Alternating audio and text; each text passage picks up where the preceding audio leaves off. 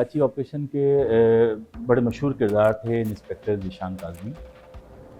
Basically تو یہ جب سب سے پہلے کراچی میں ایک لوکل لوگوں پہ مشتمل ایک فورس بنی تھی ایگل اسکاؤٹ، پھر اس کے پھر یہ آئے، اور اس زمانے میں شروع میں کچھ کوٹا تھا ایم کیو ایم کا، جو کچھ لوگ ان کے بھرتی ہوئے تھے، تو اس میں ذیشان کاظمی بھی تھے اور کچھ مہاجر افسران بھی تھے یہاں پہ۔ ذیشان کاظمی اس طریقے سے اس میں آ گئے، لیکن ابھی اتنے مشہور نہیں ہوئے، نارمل ان کی ڈیوٹیاں تھیں اور کوئی خاص ان کا وہ نہیں تھا۔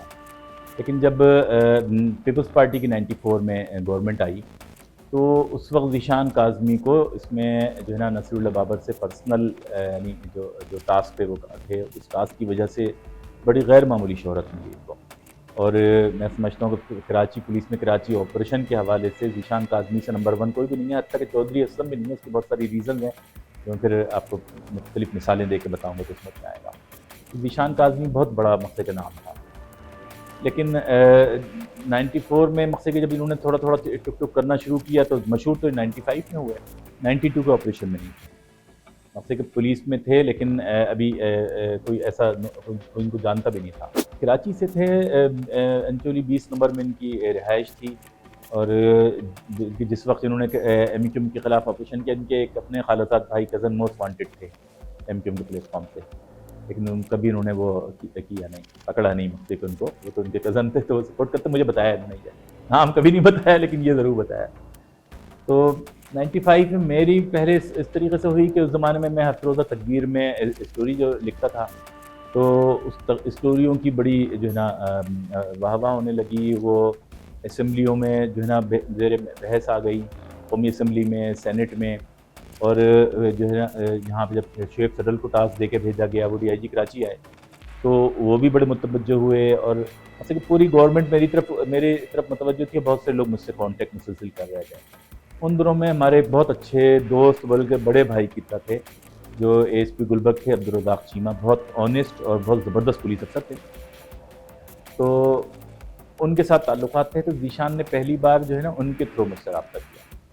ہوا یہ، یعنی اس کے بہانہ بھی ایسے بنا کہ ایک مرتبہ ایسا ہوا کہ ایک یعنی سینٹرل کے کسی ایک علاقے سے انہوں نے ایم کیو ایم کا ایک بندہ، یہ اس زمانے میں نیو کراچی میں تھے، ویسے ان کو زیادہ شہرت ذیشان کو دیکھیں ناظم آباد تھانے میں ملی تھی جب یہ فہیم کمانڈو والا بھی معاملہ ہوا تھا۔ جب یہ نیو کراچی میں آ گئے تو یہ بڑا پیک پہ ان کا وہ پہنچ گیا۔ تو ان دنوں میں ایسا میں کبھی ان سے ملتا نہیں تھا جا کے ذیشان کاظمی، میں بہت سے افسان سے نہیں ملتا تھا، میرے پاس اتنی سورسز تھیں، خبر میرے پاس چل کے آتی تھی، مجھے ضرورت نہیں تھی ان کی۔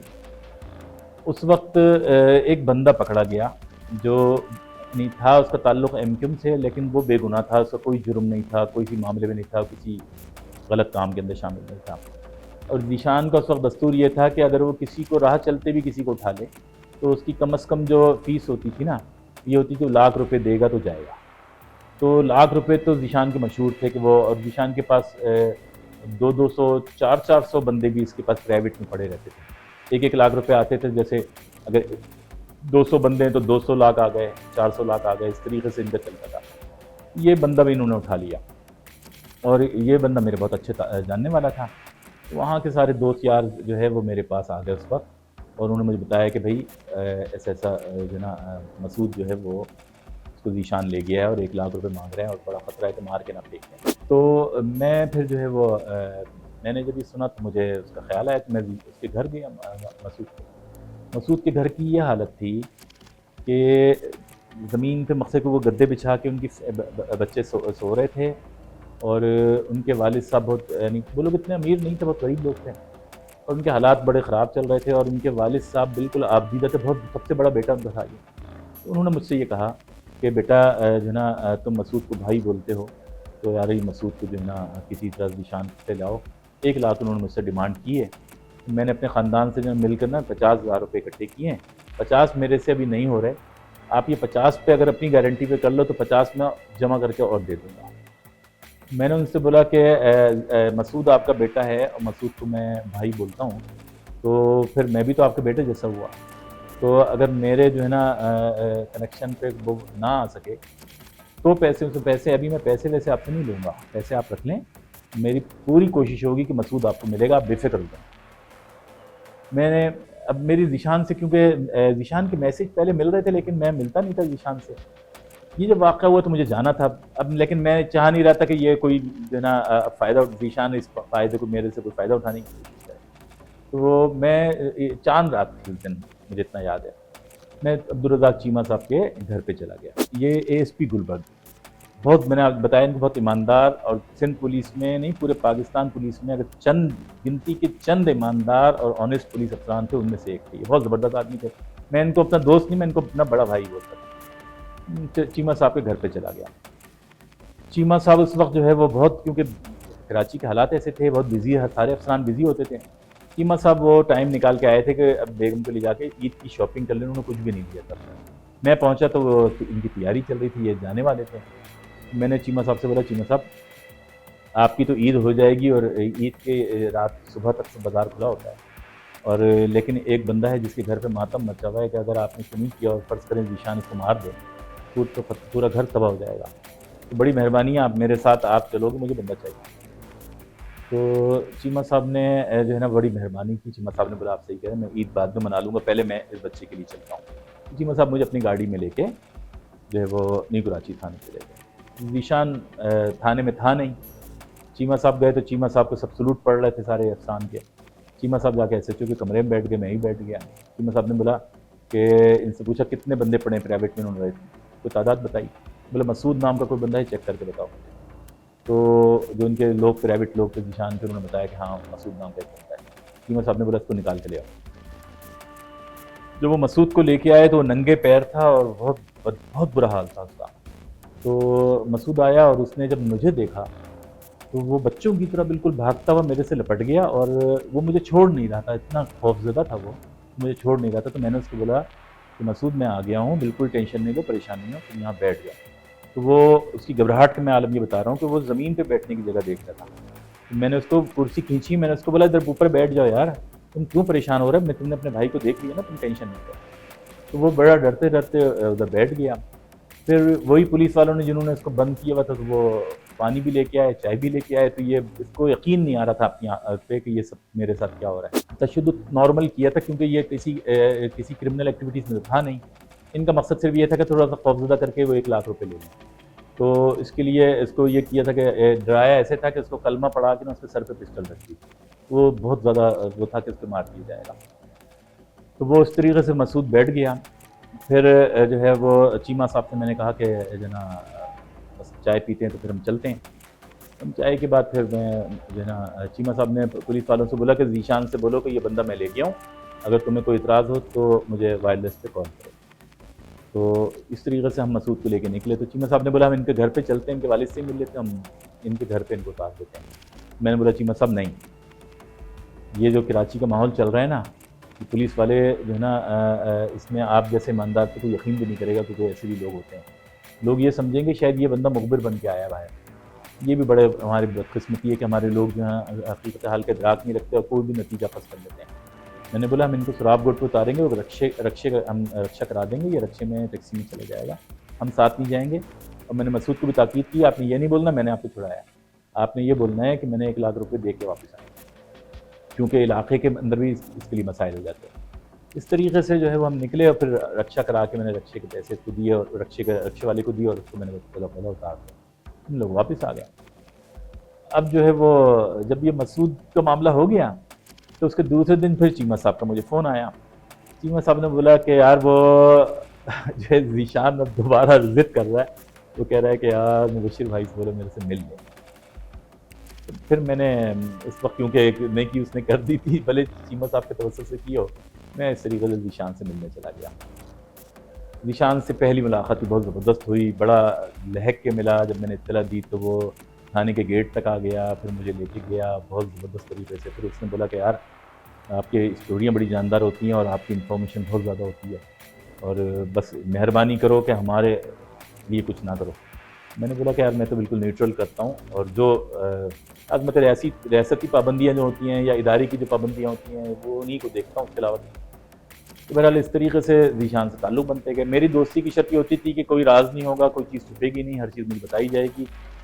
اور میں اپنے ادارے کی پالیسی اور کچھ لازم باتیں جب آپ کو بہت ساری چیزیں اندر کی نکالنی ہوتی ہیں تو بہت سی جگہ پہ خاموشی اختیار کرنی پڑتی ہے.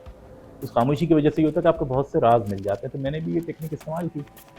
ذیشان سے پھر ذیشان کوئی بھی چیز چاہے وہ جینین کرے یا انجینین وہ مجھے بتا دیا کرتا تھا. اس طریقے سے تعلقات بن گئے. اپنے طور پہ لوگوں سے سنتا ہوں کہ ذیشان کا خوف، ذیشان کے دور میں یہ کاٹن کے کپڑے پہننا منع تھا اور فلاں چیز منع تھی، یہ خوف میں. تو میں تھوڑا سا آپ کو بتاؤں، ویسے تو وہ میں جو اس کی پرسنل شخصیت تھی وہ انتہائی مذاقیہ بندہ تھا. جینس کی پینٹ بھی منع نہیں تھی، کوئی بھی چیز منع نہیں تھی. وہ میں اس کو جیسے ڈیفائن کروں گا تو آپ کو سمجھ میں آئے گا. مثال دے رہا ہوں کہ وہ گارڈن تھانے میں ایسے چلا گا. اب ذیشان کا اسٹائل جو ہوتا تھا ہر تھانے کا، یہ وہ تھا جو پورے سندھ میں نہیں پورے پاکستان میں کوئی پولیس افسر نہیں کرتا ہوگا. ذیشان جب کسی تھانے کا چارج لیتا تھا تو یہ سرکاری گاڑیاں، موبائل کچھ اضافی بھی منگا لیتا تھا اور کچھ پرائیویٹ گاڑیاں. یہ ان گاڑیوں میں بیٹھ کے گشت کرتا تھا، پورے علاقے کا ایک ایک گلی کا گشت ہو رہا. لیکن جو ہے وہ کیونکہ بہت محتاط بھی تھا اور ڈرتا بھی تھا، تو اس کو یہ بھی وہ تھا کہ گشت میں یہ اگر فرض کریں کوئی اٹیک ہو جاتا ہے تو اس کے لیے ذیشان نے ایک نئی ترکیب بھی نکالی. ترکیب یہ تھی کہ بعض اوقات یہ ہیلمٹ پہن کے پولیس خود بائک چلا رہا ہوتا تھا، سیکورٹی گارڈ بن کے. یعنی پبلک دیکھے تو وہ بڑی گاڑی میں افسر ہوگا لیکن یہ سیکورٹی گارڈ بن کے گھوم رہا ہوتا تھا تاکہ دھوکہ دے، کیونکہ اس کی شکل تو ہر بندہ جانتا ہے. اس زمانے میں تصویریں چھپتی تھی لیکن ہیلمٹ پہنا تو کچھ اندازہ ہی نہیں ہوتا. دوسرا اس کا طریقہ جیسے گارڈن میں اس نے اختیار کیا، نئے نئے طریقے ایجاد کرتا رہتا تھا.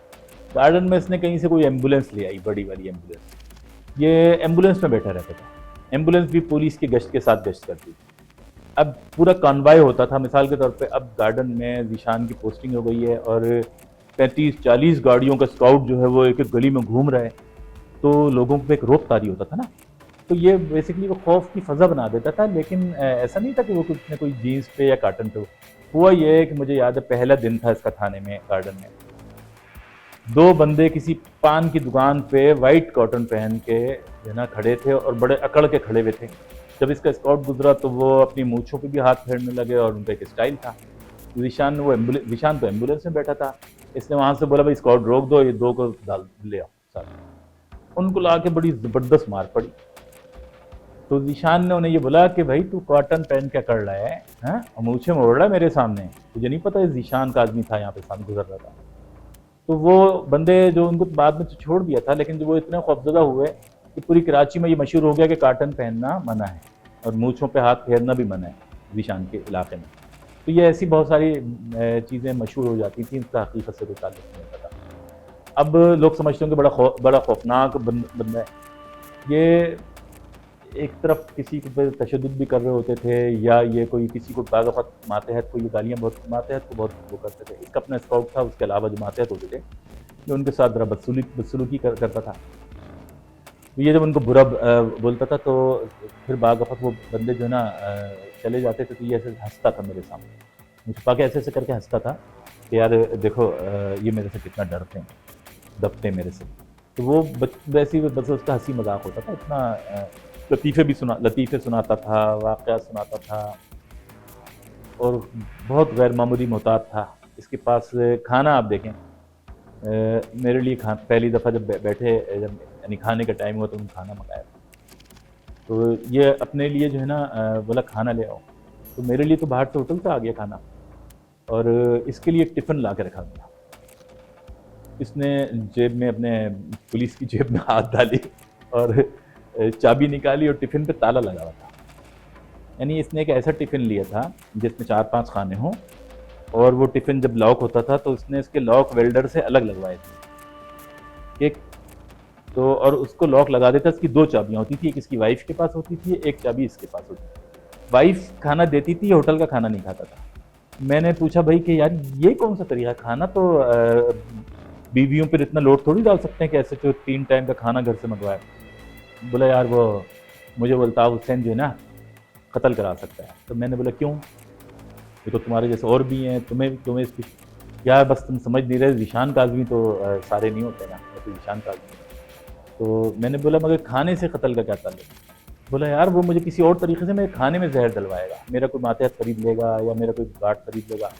تو لہٰذا میں نے یہ رکھا ہے کہ کھانے پہ اس طریقے کا ٹفن بکس لیا کہ اس میں کوئی کسی طریقے سے بھی کوئی انجیکٹ نہ کر سکے کوئی زہر یا کوئی چیز.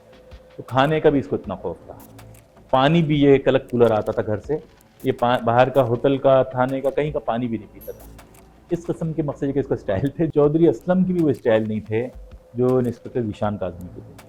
اس کے جو اسٹائل کی وجہ سے یہ زیادہ پاپولر ہوا اور اسٹائل کی وجہ سے اس کا زیادہ روب دبدبہ پیدا. تو ذیشان کاظمی متنازع تو نہیں تھا. ایسا ہوا تھا کہ جب ڈاکٹر شعیب سرل صاحب کی پوسٹنگ ہوئی تھی تو میری ان سے جب بات چیت ہوئی تو انہوں نے مجھے یہ بولا کہ یار یہ میرے مقصد یہ کہ یہ پولیس سے ہاتھ سے باہر ہے, یعنی پولیس سسٹم سے باہر کے لوگ ہیں اور میں اس طریقے سے نہیں چلا سکتا کیونکہ میں نے گورنمنٹ سے ڈیل کی ہے کہ میرا حکم چلے گا, میری مرضی چلے گی. مقصد یہ کہ اگر نصیر اللہ بابر صاحب بھی کوئی آرڈر دیتے ہیں یا کوئی اور سیٹ اپ ریکٹ کا کوئی آرڈر ملتا ہے تو لیکن میرے نالج میں ہونا چاہیے. تو دوسرا جو ہے نا وہ صدر صاحب کا یہ تھا کہ یہ آؤٹ آف دی وے کوئی ایسی چیز نہیں کرے کہ میری سیٹ بدنام ہے, یعنی میری مرضی سے کریں جو بھی کریں. تو وہ ان کو کچھ شکایات تھیں تو وہ شکایات کی پھر بعد میں پھر معاملات بن گئے تھے اور پھر سب ریکٹ میں یہ لوگ آ گئے تھے. تو متنازع نہیں ایسے کہہ سکتے, لیکن متنازع ایسے ہے کہ یہاں پہ کراچی پولیس میں کراچی آپریشن میں یہ 2 پولیس افسر گروپ کے لیڈر تھے. یعنی ہم یہ سمجھ رہے ہیں نا کہ بہت سارے افسران تھے, نہیں, یہ ریکٹ ہوتے تھے افسران کے.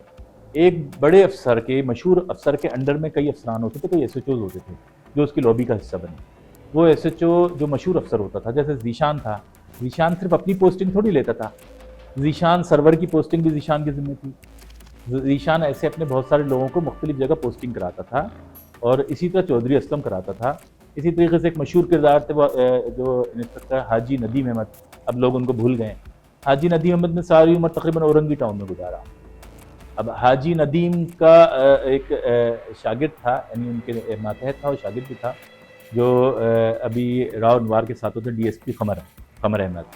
اب قمر آپ دیکھیں, قمر کہتے ہیں, قمر مجھے کہتے تھے کہ یار میں نے پولیس افسر کوئی ہوشیار دیکھا ہے تو حاجی ندیم احمد, کیونکہ دیکھیں بہت سارے لوگ پولیس افسر مرڈر بھی ہو گئے, حاجی ندیم احمد تو آج تک زندہ ہیں اور بڑے طریقے سے مقصد کہ حاجی ندیم احمد چل رہے ہیں. انہوں نے اپنے آپ کو بچا کے بڑے ٹیکنیکل طریقے سے کام کیا. وہ کریڈٹ لینے سے زیادہ جو ہے وہ مختلف ٹاسک کو پورا کرنا چاہتے تھے اور مال کمانا چاہتے تھے, وہ انہوں نے پورا کر لیا. تو قمر ان کا اس وقت شاگرد تھا. اب قمر حالانکہ نواز شریف کے آخری دور حکومت میں پھر یہ پوسٹنگ اس کی, یعنی یہ ترقی کی, لیکن قمر نے ڈی ایس پی بننے کے بعد بھی ایک مجھے بات بولی کہ جو ہے نا میں ان کو مقصد کا حاجی ندیم کو آج بھی اپنا استاد مانتا ہوں. اور مجھے زیادہ حیرانی اس وقت ہوئی کہ جب حاجی ندیم احمد نے بولا کہ قمر میرا شاگرد ہے لیکن میں اپنا استاد اگر کسی کو مانتا ہوں تو قمر احمد کو مانتا ہوں. تو وہی D S P Qamar Ahmed ہیں جو اس وقت راؤ انوار کا رائٹ ہینڈ ہے. جو مطلوبہ بندے تھے وہ سارے تو ایک دم ہتھے نہیں آتے تھے, لیکن یہ سینکڑوں کی تعداد میں جو ہے نا لوگوں کو گرفتار کرتے تھے اور کچے پہ رکھتے. کچا بولتے ہیں پولیس میں کہ اس کی روزنامچے میں کوئی انٹری بھی نہیں ہو, کوئی ریکارڈ نہیں ہو یہ. اور سب سے بڑی بات ہے کہ تھانے میں تو اتنی جگہ ہوتی ہی نہیں ہے, اس کے لیے انہوں نے پرائیویٹ جگہیں رکھی ہوئی تھیں. کرائے پہ تو یہ لوگ پیسہ تو نہیں خرچ کرتے تھے کہ کرائے پہ لیں. اصل کہ کئی ایسی جگہیں تھیں, جیسے ایک زمانے میں یہ کے ڈی اے فلیٹ تھا, سرجانی کا پرانا جو تھانہ ہے اس کے سامنے یہ پورا فلیٹ خالی تھا. تو اس کے یہ پورا فلیٹ جو ہے وہ صرف ملزموں سے بھرا رہتا تھا. 4 منزلہ فلیٹ ہیں اور اتنے سارے فلیٹ ہیں, یہ پورا یہ صرف ایم کیو ایم کے کارکنوں سے بھرا ہوا رہتا تھا. اس فلیٹ کے سارے گیٹوں پر پولیس کے پہرے ہوتے تھے اور پرائیویٹ انہوں نے اپنے بھی بندے رکھے ہوئے تھے. اور اس میں سارے کچے ملزم ہوتے تھے. کچے ملزم اندر جب ان کو ضرورت ہوتی تھی اس کو نکالتے تھے, کسی کو مارنا ہے تو مار دیا, کسی کو شو کرنا ہے تو شو کر دیا, اور کسی کو پیسے لے کے چھوڑ دیا. تو ایسا نہیں تھا کہ یہ کیونکہ کوئی یہ ریاست کے لیے یا ملک کی محبت میں تو نہیں کر رہے تھے نا, یہ کام ہے اپنے ذاتی مفادات ہوتے تھے. ایم کیو ایم سے اگر دیکھا جائے تو ذاتی تو ان کی کوئی بھی نہیں, یعنی ذاتی کوئی نہیں تھی, کیونکہ یہ ذیشان کا اپنا, ہاں یہ جو بہت سے لوگ ٹوٹے ان کے اپنے کوئی نظریات کی وجہ سے ہوتے تھے. تو ذیشان کے بھی اپنے لازم بات ہے, کچھ مذہبی نظریات بھی تھے اور کچھ سیاسی نظریات بھی تھے, اور لیکن جو ان کے مفادات ہوتے تھے وہ مقدم ہوتے تھے ان سارے نظریات پر. تو ورنہ آپ دیکھیں ذیشان کا اپنا کزن موسٹ وانٹڈ تھا. ذیشان نے مجھے ساری چیزیں بتائیں, کبھی یہ نہیں بتایا اس کا نام کیا تھا, کبھی اس کو نقصان بھی نہیں دیا. پھر ایک آپ کو بات بتاؤں, اس زمانے میں نارتھ کراچی کا, نیو کراچی کا جو سیکٹر انچارج تھا اس کا نام تھا رضا. آپ دیکھیں پرانی ہٹ لسٹ میں سب نام ہے حقیقی کے بھی اور پولیس کی بھی. رضا موسٹ وانٹڈ تھا. لاسٹ میرے خیال میں شاید اس کی سر کی قیمت 10 لاکھ لگی تھی. تو ایسا ہوا کہ جو نا رضا کو مجھے میری نالج میں صرف ذیشان نے خود مجھے یہ بات بتائی کہ یار میں نے بولا کہ تم رضا پہ بھی ورکنگ کر رہے ہو کیا, تو اس نے بولا نہیں. تو میں نے بولا کیوں سب پہ کر رہے ہو تو اس پہ کیوں نہیں کر رہے؟ کیونکہ رضا کی بڑی اس وقت دباؤ ہوتا تھا پولیس کے اوپر کہ رضا کو پکڑو. تو اس نے بولا رضا کو تو میں نے پکڑ کے چھوڑ دیا. میں نے بولا کیسے؟ تو اس نے بولا یار میرا مومن بھائی ہے اور میں نے اس کو اٹھایا, اس کو میں نے جو ہے نا انچولی لے جا کے گیٹ پہ چھوڑا اور اس کو میں نے بولا کہ دوبارہ نہیں ملنا ورنہ اٹھاؤں گا تو مار دوں گا. بولا میں نے اس طریقے سے چھوڑ دیا. تو ایسا نہیں ہے کہ انہوں نے کوئی سارے مارے ہوں, بعض جگہ کوئی نظریات غالب آتے تھے تو ان کو چھوڑ بھی دیتے تھے چاہے اس کی کتنی بڑی قیمت مل رہی ہے. تو یہ بھی چیزیں تھیں. تو ہمیں تو سب اس طرح سے پتہ چلتا تھا کہ ہم راز کو راز رکھتے تھے اور ہم ایک چپ کی زبان بولتے ہیں ایک پرانی اصطلاح میں چپ کی لینگویج. یعنی چپ کی لینگویج یہ ہوتی ہے کہ جب آپ سمجھتے ہو کہ آپ کے بولنے کا فائدہ نہیں ہوگا یا آپ بول نہیں سکتے یا آپ کے لکھنے کا فائدہ نہیں ہوگا, آپ لکھ نہیں سکتے, تو اس وقت کہتے ہیں کہ حکمت کے ساتھ خاموشی اختیار کرو اور صبر کرو, پی جاؤ, تاکہ جو حقیقت ہے نا جو آپ سے چھپا ہوا ہے وہ آپ کے سامنے آ جائے. اگر آج میں آپ کو سب یہ چیزیں بتا رہا ہوں تو یقیناً میں نے کتنا اس کے لیے سیکریفائس کیا ہوگا, کتنی قربانی دی ہوگی, برداشت کیا ہوگا غلط چیزوں کو بھی, تو جا کے آج میں یہ بتا پا رہا ہوں. ورنہ میری نالج میں نہیں ہوتا, بہت سے لوگوں کی نالج میں تو نہیں تھا. مجھے اسی وجہ سے آیا کہ میں ان ساری چیزوں کو واقف ہوں اور میں اب اللہ نے مجھے موقع دیا کہ میں ساری چیزیں بتا رہا ہوں. ذیشان کاظمی تمام اداروں کی کوئی آنکھ کا تارا نہیں تھا. ذیشان کاظمی صرف آئی بی کا آنکھوں کا تارا تھا, نصیر اللہ بابر صاحب کی آنکھوں کا تارا تھا. باقی صدر صاحب کو بھی یہ تھا کہ یہ کام کا آدمی ہے, کام میرا ٹارگٹ پورا کر رہا ہے, لیکن پسند تو وہ بھی نہیں کرتے تھے. سچی بات یہ ہے ہاں, کیونکہ کئی بار مجھ سے شکایت کرتے تھے اور پھر کئی بار ذیشان پھنستا بھی تھا. کئی بار میں صدر صاحب کو فون کر کے بولتا تھا یار اس کو تھوڑا سا نرم ہاتھ رکھ دیں آپ. بہت ساری چیزیں ہوتی تھیں. تو ذیشان جو پھنسا ہے میں آپ کو بتاؤں, جو اس کے لیے متنازع بنا وہ میں آپ کو بتانا چاہ رہا ہوں. متنازع جو بنا جس کو ہم کہتے ہیں, تو اس طریقے سے بنا کہ ہمیشہ یہ جو پولیس کا سسٹم ہے یا فورسز میں جو کام ہوتا ہے یا آپ کوئی ایسی بڑی ورکنگ کرتے ہیں جس میں آپ ایکسپوز ہوتے ہیں, تو اس میں فوکس کرنا ہوتا ہے کہ آپ اگر زیادہ فوکس یعنی چینجنگ کرو گے, اپنے زیادہ محاذ کھولو گے تو آپ کو نقصان ہوگا. اب ذیشان اگر ایم کیو ایم کے خلاف کر رہا تھا تو اس کو ہمدردیاں ریاست کی اداروں سے ہی مل رہی تھیں اور ان سیاسی تنظیموں سے بھی مل رہی تھیں جن کی گدیاں ایم کیو ایم نے چھین لی. اب ایم کیو ایم کو زیرو کرنے کے لیے تو یہ ان کو مفت کا موقع ملا ہوا تھا کہ یہ جو ہے نا کام جو ہم نہیں کر سکتے وہ ذیشان کر رہا ہے. تو سیاسی جماعتیں بھی جو ہے نا ذیشان کو پسند کرتی تھیں یا سپورٹ کرتی تھیں. متنازع پہلی بار اس وقت ہوا کہ جب اس نے جو ہے نا یہ حقیقی کے خلاف کام شروع کیا, حقیقی کے خلاف محاذ کھولا. اب حقیقی کے خلاف جب کھولا تو اس وقت کیونکہ حقیقی کو اداروں کی بھی سپورٹ حاصل تھی اور سیاسی تنظیمیں بھی حقیقی کو سرپرستی کر رہی تھیں, تو ذیشان کی حقیقی کے خلاف کارروائی کے کئی ریزن تھے. ایک تو یہ تھا کہ جب یہ کھوکھرا پار میں یہ گیا ہے تو کھوکھرا پار کے دوران ذیشان پہ ایک حملہ ہوا. اس حملے میں ایک سپاہی اس کا مارا گیا. تو ذیشان نے اس میں یہ کیا کہ یہ جو یہاں کا سیکٹر تھا, ملیر سیکٹر تھا ان کے حقیقی کا, انہوں نے حملہ کیا. تو ذیشان کو بڑا غصہ آیا. اس زمانے میں ایس ایچ او سعود آباد تھے انسپکٹر حسین احمد ناصر لودھی, پھر وہ ڈی ایس پی ریٹائرڈ ہوئے, آج کل وہ کراچی میں ایڈوکیٹ ہیں. تو یہ وہ ایس ایچ او ہوتے تھے اور ان کی بڑی زبردست سیٹنگ تھی حقیقی کے ساتھ. تو بلکہ ایسا ہوا کہ ایک بہت بڑا سانحہ ہو جاتا کراچی میں جو میں نے بچایا اس وقت. اور یہ ہوا کہ ذیشان کاظمی کی بڑا تنازع حملے کے بعد ذیشان کاظمی غصے میں جو ہے ہم لوگ کہیں جا رہے تھے, اس کو کوئی کال آئی تو ذیشان پھر وہاں پہ آ کے سعود آباد تھانے آ گئے. ناصر لودھی اپنے کمرے میں بیٹھے تھے, ذیشان آیا. ذیشان نے اس کو بولا تو حقیقی کا سپورٹر ہے, سیکٹر انچارج تو ہی ہے. ان کا زبردست تو میں ہو گئی اور ذیشان نے جو ہے وہ پسٹل نکال کے ناصر لودھی پہ رکھ دیا اور ان کے اسکاؤٹ نے بھی اسلحہ نکال لیا. تھانہ یرغمال بن گیا. ناصر لودھی کی جو ٹیم تھی وہ اتنی فائٹر نہیں تھی. نتیجہ یہ ہوا کہ وہ ذیشان نے بولا ان سب کو مار دو اور جو ہے وہ اس کا الزام پھر حقیقی پہ ڈال دیں گے کہ حقیقی نے یہ تھانے پہ حملہ کیا اور حقیقی نے کام کر دیا.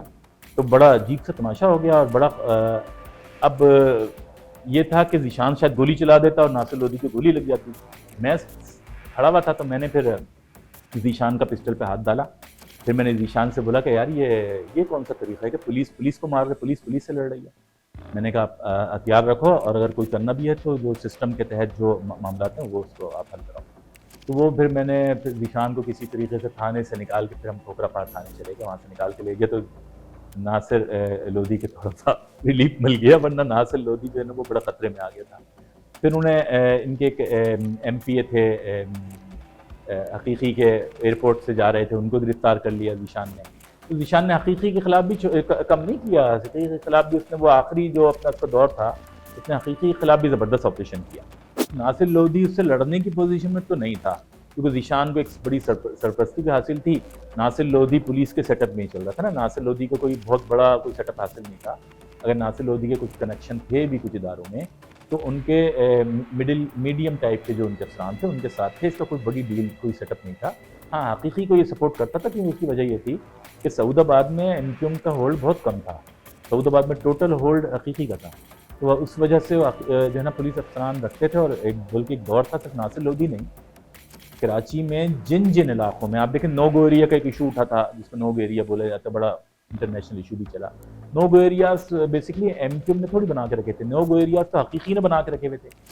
تو جن علاقوں میں حقیقی کا ہولڈ تھا وہاں کے جو ایس ایچ اوز ہوتے تھے وہ سیکٹر آفس میں سیکٹر انچارج کے سامنے حاضری بھی دیتے تھے اور ان کے آرڈر کو ہی مانتے تھے.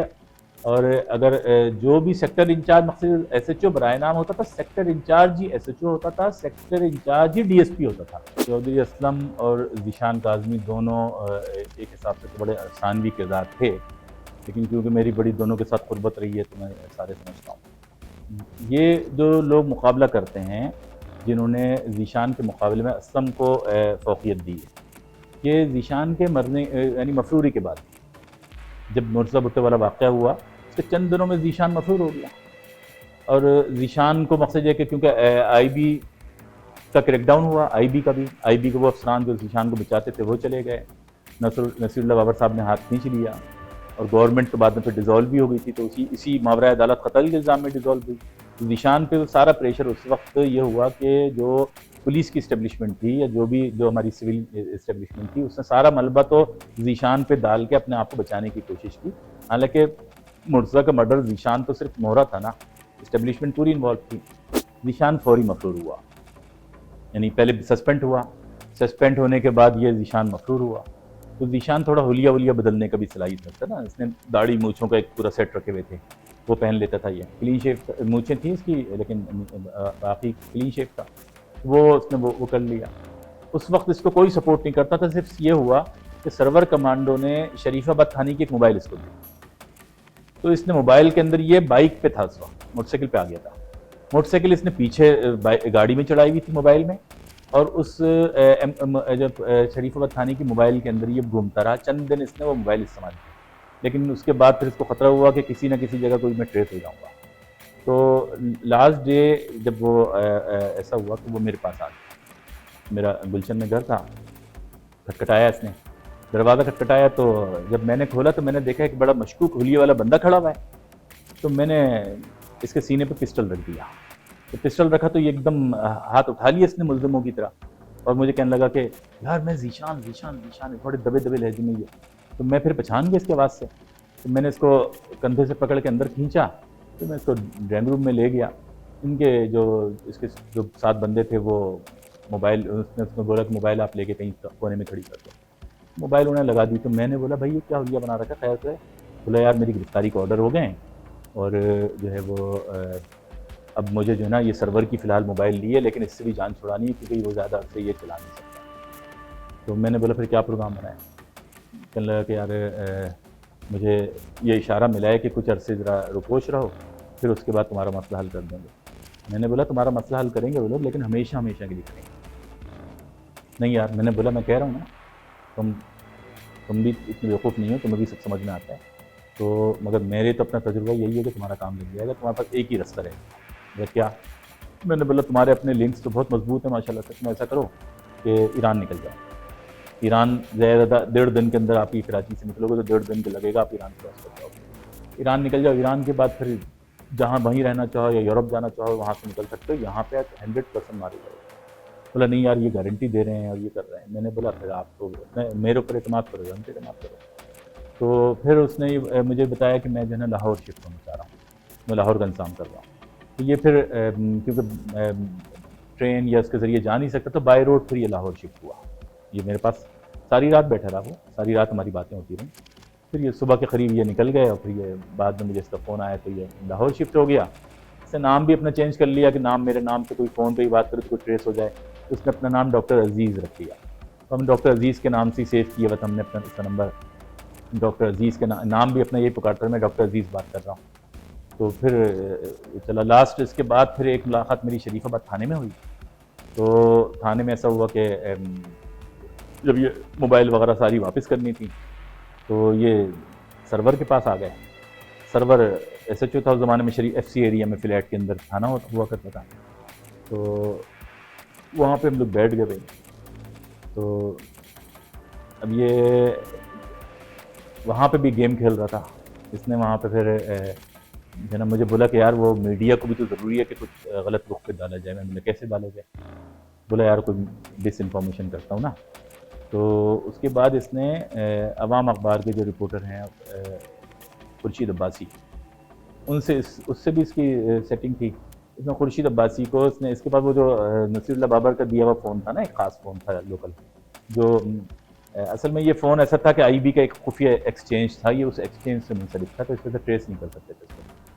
اس نے اس فون سے جو ہے نا عوام اخبار ملایا, فون خود ہی ملایا. آوازیں بدلنے کا بھی ماہر تھا. یہ لڑکی کی اور لڑکے کی آواز بنا لیتا تھا نا, اور آپ کو پہچاننا مشکل ہوتا تھا, زبردست آواز نقل نکالتا تھا.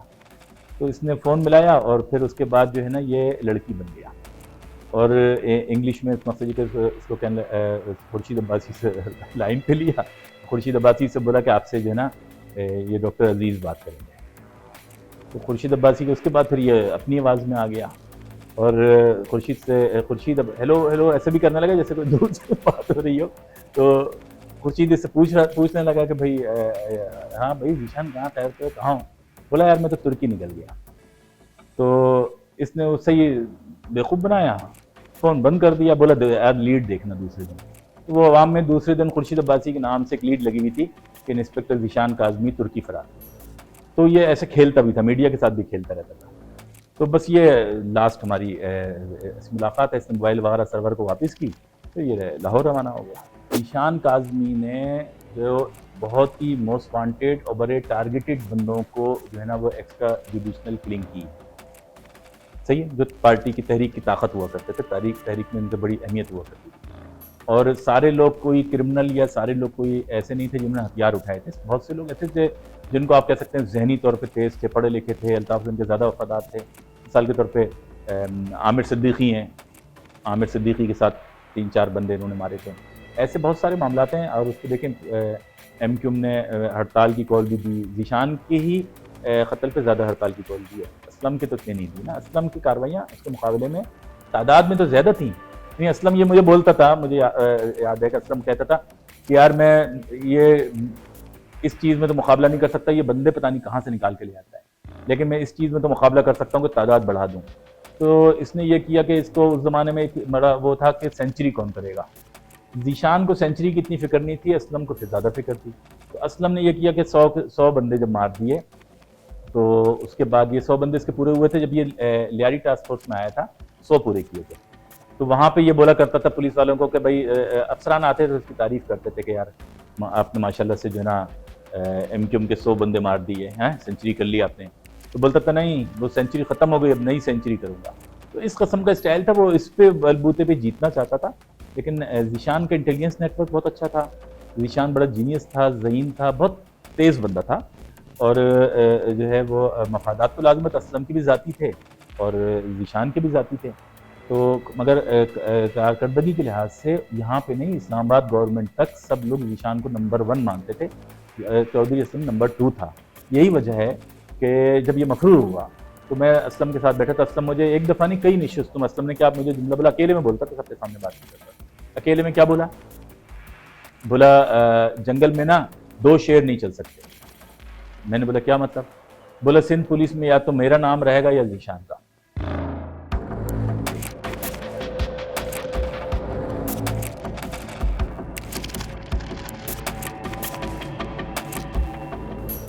اس طریقے سے میں نے اس کو پھر اس کو بولا بھی کہ یہ تم کوئی اوچھی حرکت نہیں کرنا, کیونکہ یہ جو ہے نا اب پولیس والے تو اب پولیس والوں کے مرڈر پہ آ رہے ہیں نا. یہ تو ایم کیو ایم کا جو ان کو خون لگا اس کے بعد انہوں نے آپس میں وہ کیا. تو آپ کو دیکھیں ذیشان کا مرڈر ایسے نہیں ہوا, ذیشان کی بہت بڑی غلطیاں ہیں اور اسلم نے اس کا فائدہ اٹھایا. مجھے خود یہ سب باتیں سارے ریکٹ کی پتہ ہیں.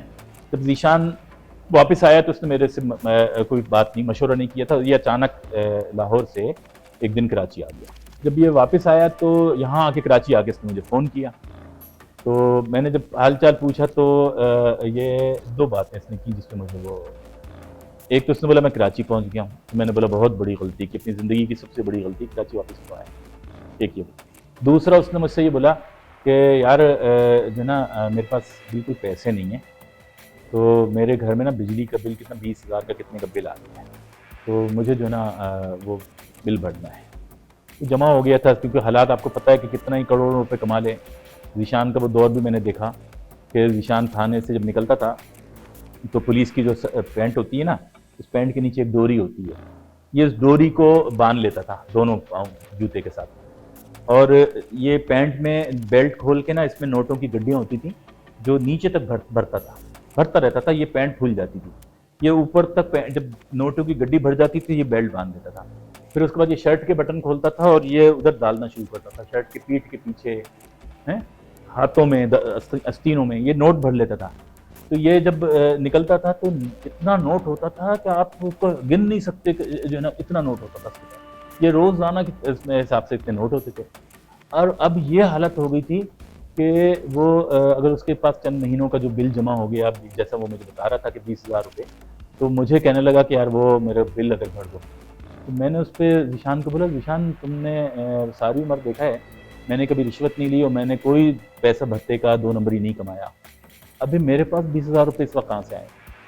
ہاں یہ ہو سکتا ہے کہ میں تمہارے دوستوں سے, جو تمہارے پرانے دوست ہیں جن کو تم نے کبھی زندگی میں فائدہ پہنچایا, تو ان سے بات کرتا ہوں. تو میں نے سب سے پہلے انسپیکٹر توفیق زاہد سے بات کی. میں اس کے گھر پہ گیا, پھر میں نے توفیق سے بولا کہ یار ذیشان کی ایسی پریشانی چل رہی ہے, اس کا بل بھر دو. تو توفیق نے مجھے بولا یار تو بھی بن گیا. میں نے بولا کیا مطلب؟ بولا یار وہ بڑا حرامی ہے, تم جو کس قسم کے اس سے بات, تم نے اس کو یہ ایک بار دوبارہ فون کرو اور اس کو یہ صرف بولنا, میرا نام نہیں لینا, اس کو صرف یہ بولنا کہ تمہیں وہ ایم کیو ایم کے خلاف ایک کیس کے اندر 6 کروڑ روپے آئے تھے, وہ 6 کروڑ روپے نکال لو, وہ کہاں, وہ بھی تیرے ہضم ہو گئے تھے سارے. مقصد یہ کہ ان کو کیونکہ ایک دوسرے کے سارے راز پتہ تھے. ہاں مجھے نہیں پتا کہ ذیشان نے وہ سارے پیسے کیسے ہڑپ کیے, کیا کیے, لیکن وہ واقعی مجھے تو لگ رہا تھا توفیق زاہد نے انکار کر دیا. مجھے اندازہ ہو, پھر میں نے چند اور پولیس افسران سے بھی, سرور کمانڈو سے ہی بات کی اور افسران سے بات کی, مگر کوئی بھی اس کا بل بھرنے پہ راضی نہیں تھا.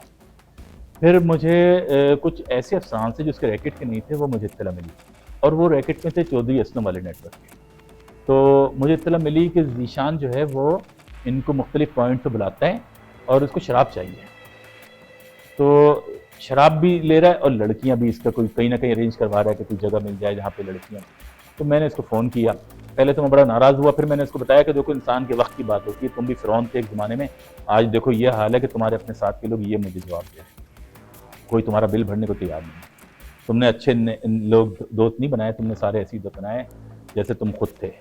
تو میں نے اس کو پھر جو ہے نا دوسرا اس کو بولا کہ ذیشان ایک بات بتاؤ, تم نے زیادہ تر گرفتاریاں جو کی ہیں یا لوگوں کو پکڑا وہ کیا چیز سے ٹریپ کیا؟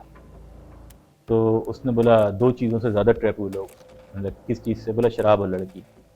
تو میں نے بولا آج تم بھی وہی کام کر رہے ہو اور ایسے نئے نئے افسران کے ذریعے لڑکیاں یا یہ انتظام کر رہے ہو شراب کا, یہ تو تمہارے لیے بہت بری طرح ٹریپ ہو کے مارے جاؤ گے. یار بات تو تم صحیح کہہ رہے ہو, لیکن جو ہے نا وہ مفروری کاٹنا آسان نہیں ہوتا. تم کو اندازہ نہیں ہے جو میری فرسٹریشن یا جو میری دل کی کیفیت ہے, تو وہ شراب اور لڑکی سے ہی تھوڑا سا یہ ہوتا ہے کہ کم از کم رات بھر کے لیے تو یہ ٹینشن دور ہو جاتا ہے. تو میں نے اس کو بولا نہیں, یہ رات بھر کا نہیں, تمہاری زندگی کا ٹینشن دور ہو جائے گا اگر تم اسی روش پہ قائم کرو. وہی ہوا. جب یہ بیسکلی جب ٹریپ ہوا تو ذیشان کو شراب گوٹ پہ بلایا گیا, اور جو ریکٹ میں بتا رہا ہوں اسی ریکٹ کے لوگ تھے, وہاں پہ شراب دینی تھی. انہوں نے اس کو بولا کہ یہاں سے طارق روڈ چلنا ہے فیروز آباد کے علاقے میں. پھر اس کو ذیشان کو اس طریقے سے لے کے آئے. اور اب دیکھیں نا, شعیب کے جو کانٹیکٹ تھے, شعیب کی ویسے بہت سے پولیس افسران سے تھی, لیکن جب کوئی معتوب ہو جاتا ہے تو وہ جو انڈر ورلڈ کے لوگ ہیں وہ اس کے ساتھ ویسا تھوڑی چلتا ہے, وہ معتوب کے ساتھ نہیں چلتے, وہ طاقتور کے ساتھ چلتے ہیں. Shoaib Khan underworld don جو تھا شعیب خان, تو شعیب خان کی سیٹنگ جو ہے وہ چودھری اسلم سے تھی. اور وہی آپ دیکھیں شعیب خان گروپ جو ہے وہ کیونکہ شعیب خان کے آپ کو میں نے پہلے جیسے بتایا کہ اس کے لنک تو ذوالفقار کے ساتھ پہلے سے آلریڈی دوستیاں تھیں.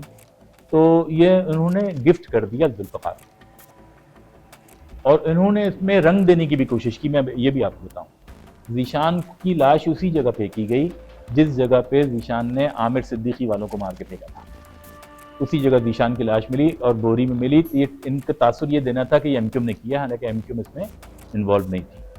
تو یہ اس طریقے سے دیکھیں جنگل میں کتنے شیر رہے، ایک شیر مارا گیا اور چودھری اسلم کا نام چڑھ گیا۔ جب ذیشان مفرور ہوا تو اس پہ لوگوں نے ساتھ چھوڑنا شروع کیا، اور جب ذیشان مر گیا تو چودھری اسلم اکیلا شیر رہ گیا جنگل میں۔ یہ کچھ پولیس افسران نے بلایا تھا، وہاں سے انہوں نے بولا کہ یار فلاں جگہ چلتے ہیں، وہاں پہ بوتلیں مل جائیں گی، وہاں سے بوتلیں لیتے ہیں، آپ کو دیتے ہیں۔ تو وہ اس طریقے سے لے کے گیا۔ دیکھیں وہ تو بدلہ لینا تھا، ذوالفقار ایک بڑی آرگنائز پارٹی تھی اور اس کے فائٹر بہت زبردست فائٹر تھے، ان کے پاس یہ معمولی فائٹر نہیں تھے، بہت زبردست فائٹر تھے۔ ان کی دو کیٹیگری تھیں، ایک کیٹیگری تو وہ تھی جو انڈیا سے ٹریننگ یافتہ تھی، اس میں جو میں جیسے ان کے لوگوں سے ملتا رہا ہوں تو کچھ اچھے فائٹر بھی تھے، کچھ مجھے تو بالکل ہی بوگس لگے ایسے، پتہ نہیں وہ کس قسم کی ٹریننگ لے کے آتے تھے۔ لیکن ان کے زیادہ خطرناک جو لوگ تھے نا، وہ تھے جو افغانستان بھی جاتے رہے ہیں یا جنہوں نے لیبیا میں باقاعدہ ٹریننگ کی۔ لیبیا کی ٹریننگ بہت مضبوط تھی۔ بھائی علی سنارا کے چکر میں تو اس لیے چاہیے تھا نا، مرتضیٰ کا بدلہ تو لینا تھا انہوں نے۔ اب مرتضیٰ کا بدلہ اسٹیبلشمنٹ سے لے نہیں سکتے تھے، یہی ہو سکتا تھا کہ جو ہے نا وہ ہو جائے، اور اسلم کو بھی سب پتہ تھا کہ یہ چیزیں جو ہے نا ذیشان کے پیچھے لوگ لگے ہیں۔ اسلم نے شعیب خان کے ذریعے گفٹ کروا دیا۔ شعیب خان تو پھر شعیب خان بھی اصل میں دوستی میں زیادہ مارا گیا۔ جب شعیب خان کو لاہور سے لے کے آئے تھے تو اسلم گئے تھے نا یہاں سے، چودھری اسلم، تو وہ ایک افسر اسٹیبلشمنٹ کے کراچی میں ہوتے تھے جنہوں نے کراچی آپریشن کے اوائل میں کام کیا، تو شعیب خان کو انہوں نے پناہ دی ہوئی تھی لاہور میں۔ اور پھر اسلم کی لاٹری اس وقت کھلی کہ جب اسلم کو ان صاحب کا فون آیا کہ جو ہے وہ آپ کو ایک گفٹ بھیج رہا ہوں، تو وہ آپ کو آ کے لے جانا پڑے گا لاہور سے۔ تو انہوں نے شعیب خان کو اپنے گھر سے گرفتاری دلوا دی، یعنی شعیب خان کو پتہ نہیں تھا کہ وہ گرفتار ہو جائے گا، وہ گھر میں تھا، اور یہ اسلم وغیرہ کو بلایا گیا اور شعیب خان حوالے کیا گیا۔ بعد میں پھر جیل میں شعیب خان کو پری پلانک مارا گیا۔ علی سنارا کا بھی بعد میں پھر ذیشان کے واقعے کے بعد پھر علی سنارا کا ہی مرڈر ہو گیا۔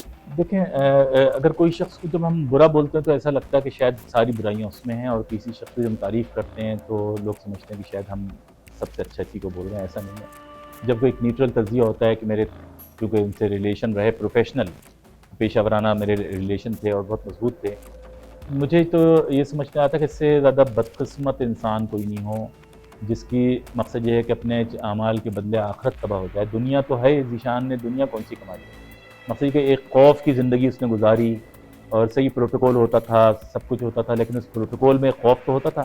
وہ ایک آزادانہ طریقے سے نہ ساحل سمندر پہ جا سکتا تھا، نہ پکنک پوائنٹ پہ بیٹھ سکتا تھا۔ اس کی عام نارمل جو زندگی تھی، جو ایک بہت بڑی نعمت ہے ایک عام انسان کے لیے، وہ نعمت اس سے چھن گئی۔ اس سے زیادہ کیا بدقسمتی ہوگی۔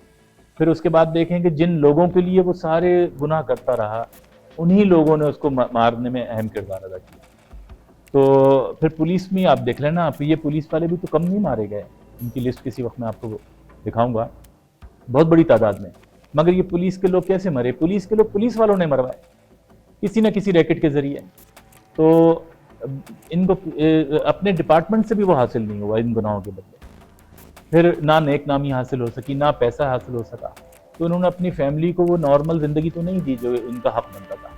انہوں نے تو ایک تکبرانہ اور مغرورانہ زندگی گزاری، اور اسی تکبر میں موت کا شکار ہوئے۔